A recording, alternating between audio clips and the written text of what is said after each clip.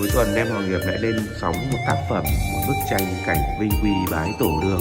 Bức tranh cảnh Vinh Quy bái tổ đường có kích thước là 107 x 2m17,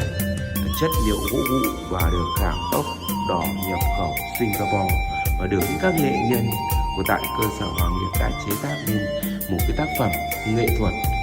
ý nghĩa, một cái không gian phong cách